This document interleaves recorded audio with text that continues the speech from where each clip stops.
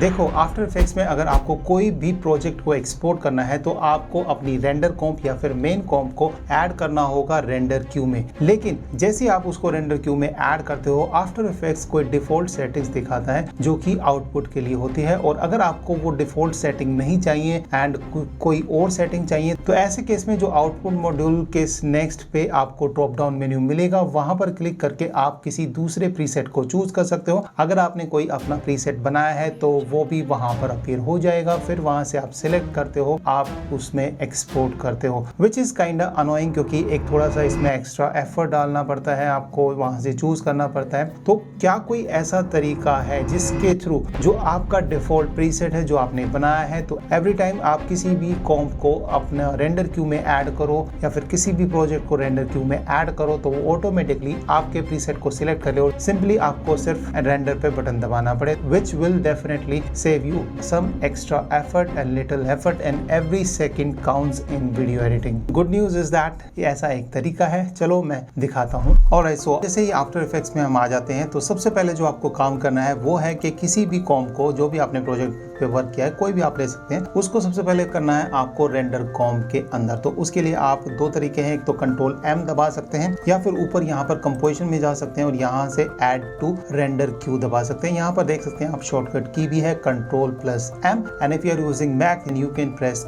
Command+M. Okay, so you can just click on that और उससे फिर आपकी रेंडर कॉम्प यहाँ पर देखिए ओपन हो जाएगी। बाय डिफॉल्ट इसने जो सेटिंग चूज करी है वो मैंने सेट कर रखी है, वो आप चूज कर सकते हो। लेकिन अगर आपको ये चेंज करना है, सपोज करिए कि डिफॉल्ट सेटिंग आपको नहीं चाहिए, तो इन दैट केस आपको यहाँ पर क्लिक करना पड़ेगा। यहाँ पर कुछ प्रीसेट्स होंगे अवेलेबल और आपने अगर कोई बनाया है, जैसे कि मैंने बनाया हर्ष 1 हर्ष 2, तो ये भी और कुछ ऐसे ये है MBPS स्टॉक वीडियोस, ये तो आप वो सिलेक्ट कर सकते हो। लाइक जैसे सपोज करिए मैं सिलेक्ट कर लेता हूँ हर्ष 2, तो ये आ गया और मैं उसके बाद एक्सपोर्ट कर सकता हूँ। बट अगर आपको एक नया प्रीसेट बनाना है या फिर नया करना है या फिर आप चाहते हो कि हर टाइम ये जब ये खोले तो यही वाला प्रीसेट सिलेक्ट हो, आपको ये एक्स्ट्रा एफर्ट ना करना पड़े, इन दैट केस आपको यहाँ पर दोबारा क्लिक करना है इसी ड्रॉप डाउन मेन्यू पर और यहाँ पर मेक टेम्पलेट पर क्लिक कर देना है। मेक टेम्पलेट पर क्लिक करोगे तो कुछ एक नई सेटिंग्स यहाँ पर ओपन हो जाएगी। सबसे पहले यहाँ पर सेटिंग का हम नाम चेंज कर देते हैं, लाइक ऑटो एंड टेस्ट, ठीक है, ऑटो टेस्ट मैं इसमें कर लेता हूं। उसके बाद आपको यहाँ पर क्लिक करना है एडिट पर और एडिट पर क्लिक करने के बाद यहाँ से आप आपका डिजायर्ड फॉर्मेट चूज कर सकते हो।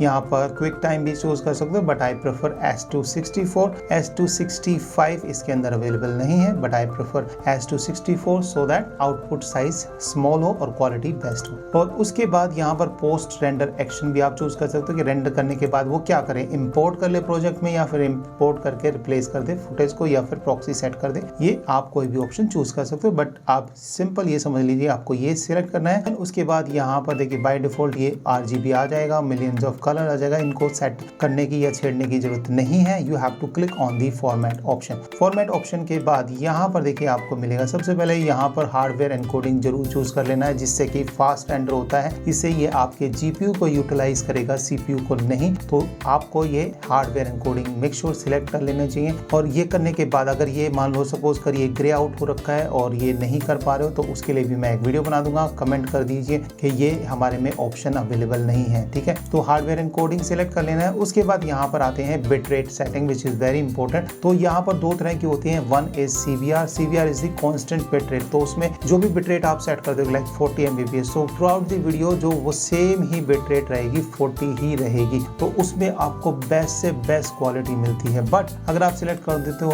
VBR1 पास, VBR का मतलब होता है वेरिएबल बिट रेट। तो वेरिएबल बिट रेट में है कि फ्रेम के अकॉर्डिंग से ऑटोमेटिकली डिसाइड करेगा कि यहाँ पर बेस्ट क्वालिटी चाहिए तो वहाँ पर 40 कर देगा, और जहाँ पर नॉर्मल क्वालिटी में काम चल जाता है, लाइक जहाँ पर एनिमेशन नहीं है या फिर मूवमेंट नहीं है, स्टैटिक शॉट है, तो वहाँ पर ये 40 कर देगा, ठीक है। तो वो अपने हिसाब से सेट कर दे, उसको कम भी कर देगा, यानी कि हमने डिफॉल्ट सेट किया 40 तो 40 भी कर सकता है, 10 भी कर सकता है। तो इसमें एक फायदा ये है कि इससे आपको जो आउटपुट आउटपुट साइज है that would be small. Quality आपको अच्छी मिलती है ऑब्वियसली, CBR से बहुत ही ज़्यादा अच्छी क्वालिटी मिलेगी, बट आई प्रेफर VBR ही भी आप सिलेक्ट कर सकते हो। अनलेस आपको बहुत ही हाई क्वालिटी चाहिए तो in that case CBR select कर सकते हो। फिर यहाँ से टारगेट MBPS आप चूज कर सकते हो, कितनी MB की करते हो। बाय डिफॉल्ट 40 इज बेस्ट, और वैसे तो 5 या 10 होती है बाय डिफॉल्ट जो होती है 5 MBPS, और इसको आप 240 MBPS तक कर सकते हो। लेकिन जितना आप इसको इंक्रीज करोगे उतने ही आपका साइज, फाइल साइज काफी लार्ज हो जाएगा। तो मैं यहाँ पर क्लिक करके सेट कर देता हूँ 40 क्वालिटी में अच्छी आती है बस। और उसके बाद आपको कुछ नहीं सिलेक्ट करना है और ओके प्रेस कर देना। ओके प्रेस करने के बाद ये आ जाएगा ऑप्शन, यहाँ पर भी आपको कर देना है ओके, ठीक है। अच्छा यहाँ पर एक मिनट, एक चीज रहेगी, तो यहाँ से आप ऑडियो को सिलेक्ट कर सकते हैं। अगर आप चाहते हैं कि ऑडियो आउटपुट हो, ऑलवेज ऑन हो, तो ऑलवेज कर सकते हो, ठीक है, या फिर ऑटोमेटिकली तो ऑटोमेटिकली कर सकते हो, ठीक है। मैं चाहता हूँ कि ऑडियो हमेशा आउटपुट रहे, तो उसके बाद आप सिलेक्ट कर सकते हो क्वालिटी। यहाँ पे 48 किलोहर्ट्ज सबसे जो बेस्ट क्वालिटी है वो है, एंड 32 बिट या 60 बिट सही रहती है। स्टीरियो यहाँ पर आप सिलेक्ट कर सकते हैं। फिर यहाँ पर भी कुछ फॉर्मेट ऑप्शन है, यहाँ से आप सिलेक्ट कर सकते हो ऑडियो। बाय डिफॉल्ट AC रहती है and bitrate 320 kbps which is the highest quality, वो आपकी ऑडियो रहेगी। और ओके प्रेस कर देना है और फिर ओके प्रेस कर देना। अब हम वापस आ गए आउटपुट मॉड्यूल टेम्पलेट में। तो यहाँ पे हमने इसका नाम दे दिया है ऑटो टेस्ट, और यही हमारा नाम अपीयर होगा। अब यहाँ पर जो मूवी डिफॉल्ट है यहाँ पर आपको क्लिक करना है, और यहाँ से आपका जो हमने प्रीसेट या फिर टेम्पलेट अभी बनाया है वो यहाँ पर शो हो जाएगा।